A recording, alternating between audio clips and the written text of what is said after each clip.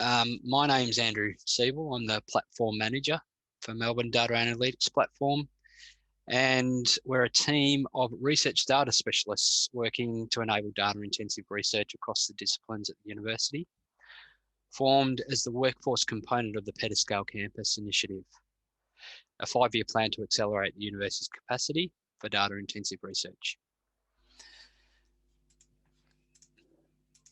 The PCI has been structured to support an academic-led vision, embedding a process of continual improvement through consolidation, development, and resourcing for both our digital science infrastructure and the workforce that will help maximize our use of that workforce, that infrastructure, sorry.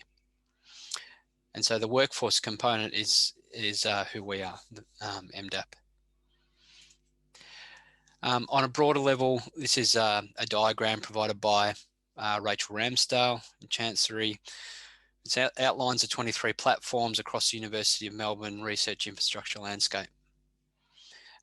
These are supported primarily through the Melbourne Collaborative Research Infrastructure Program, or MCRIP. Many of these are equipment or facility-based platforms with a service-based approach, whereas MDAP is a people-based platform with a collaborative focus. You can see from this slide down the bottom here, the significant investment made by the university, but it doesn't quite capture the full complexity of the digital research landscape, as I'm sure you'll all appreciate. Whilst the PCI has been structured to support an academic-led vision and is fully funded by Chancery, MDAP is funded 50% through Chancery and 50% by the 10 academic divisions or faculties. So we have three key pillars to the way we work, and we are an academic unit with a team of highly skilled research data specialists working across the entire research life cycle, as distinct from a research service provider. And so therefore our focus really is on collaboration. And our bottom-up approach allows us to collaborate and engage directly with researchers and research groups. Our team's experience and background covers a wide range of disciplines and fields, and we're experts in digital methods and are uniquely positioned to understand the language of computer scientists, data specialists, and data stewards, and also to be able to liaise closely with research computing services and other IT departments. And lastly, whilst we're ultimately evaluated on similar metrics to those imposed on traditional teaching and research academics, we also value non-traditional and qualitative research outputs when we talk about research impact. So this diagram was generated recently. It was also in our MDAP brochure, which was circulated across to the faculty leadership and executive. And it shows the cross-faculty interactions and connections to other university services that MDAP have facilitated over the last 12 to 18 months. Over on the left here, I focused on FBE, business and economics, and these are the number here just reflects the number of either completed or underway formal collaborations, and that's only a couple to date, but we have also been interacting at a project level, and that will be explained what the difference is shortly. And it's the shading represents the approximate or estimated breakdown of like data science, computation, and even data stewardship work that has been enabled by MDAP. I am now going to throw to Noel, who will introduce the team to you. Thanks, Noel. Thanks, Andrew. So like Andrew said, that the MDAP team is quite broad across the disciplines. I currently have 21 people within the team, including at the top left, Andrew, is Andrew Tippin, the academic director, and Andrew Siebel as the platform manager. We also have Joe as our comm specialist, and we've also got a business analyst, Oosh. Thank you, Andrew. Ursula. Yep. Ursula, thank you. Mental blank. But the remaining core body is data specialists with a very wide breadth of research experience across research domains, organizational skills, and computational disciplines. And as a group, when you sort of work with us, you don't work with just simply one or two of us in the team. You actually get the entire breadth of the actual team helping out on that collaboration or project. Next slide, please. So the role of a data research data specialist is mixed, and we bring together our experience in research, both from each of the disciplines domains, but also the wealth of knowledge that we've all had around stewardship around data as well. And it all helps drive building a strong collaboration, not just with individual research groups, but across domains and faculties as well. We've got a couple of collaborations where that's the case. We also have a large competency in the utilization and use of cloud and high performance computing, where we can apply not just simply the standard statistical and analytical tools, but also in collaboration run novel and develop novel data analytics. And with the development of novel data analytics, we often collaborate with specific groups. Next slide, please. So the breadth that we collaborate with you is at all parts of the actual data lifecycle. So we can help with designing and building the research question and then design associated with data collection and management of the data. So how best to house, store, pull in the data and integrate it in with existing assets, as well as providing intellectual input across the entire research domain. We also write new research software and quite often prototype things for outputs, as well as the integration and design of algorithms. So which all packages parts of the data analytical pipeline. Of course, as academics, we do seek to be co-authors where appropriate on research papers, and obviously contribute to those research outcomes. So when it comes to research we also look at data stewardship, optimizing the future value of the data that you've got, so beyond just the research question that's been asked, as well as interoperability around data sets that are out there. And quite often being aware of what's actually out there is extremely useful. And part of the whole mix is also managing relationships amongst not just organizations and people, but the relationships between different types of data. And we help develop technical competencies within the groups and the collaborations that we have as well. So as part of that, we'll also introduce, where appropriate, cloud and high performance computing, how potentially best to visualize your data, the outputs of the data analysis, applying novel or state-of-the-art analysis, such as machine learning, natural language processing, skills within video and imaging processing, and a very large breadth of image and software languages and packages as well. And importantly, developing strong skills in version control. And there's a larger breadth of skills and knowledge that the team have. So next slide. As part of that also, not only is it around research and collaboration, but we're also wanting to drive advocacy around good data usage and data stewardship, as well as developing consultancy at an on basis. And part of our role also is to help build a community around a term we're calling the third space. So helping build a community of practice around people who help other people do research, particularly in the data intensive community, because we're aware there are a number of small groups out there doing very bespoke or very focused work, which would be useful to build that community out. The next slide, please. So what's the way that you can engage with us? We've got two main forms, and the key form, which is what we're sort of opening up today, is the formal collaborations, which we do 2 call outs a year, one at the start, one towards the middle of the year. They're generally 3 to 6 month collaborations of high strategic value, not just simply obviously to the researcher, but to both the faculty and the university. The allocation is merit-based, and that allocation is done by an independent senior academic committee or research allocation committee. As Andrew alluded to, we've got expression of interests open on the 26th of October. Those EOIs will close on the 15th of November, and we'll share some information about those later.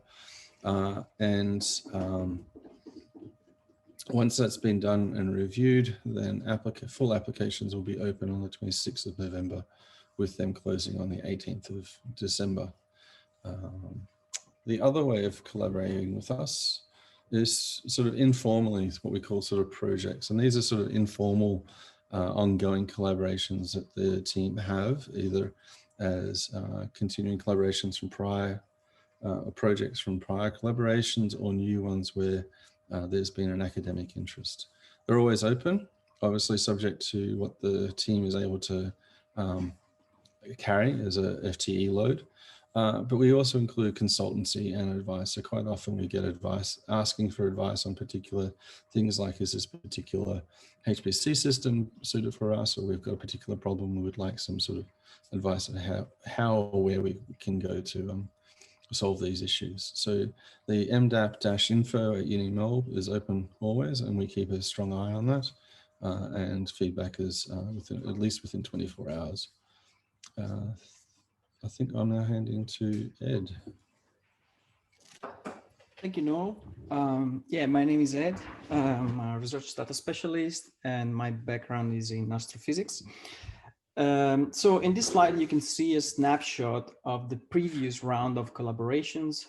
We received a total of 60 expression of interest from all the faculties at the universities, all the 10 faculties. You can see there is a breakdown by area: STEM, 24 applications, humanities and social sciences, 21, and medicine, 15. Of those in the humanities and social sciences, we received 3 applications from the Faculty of Business and Economics.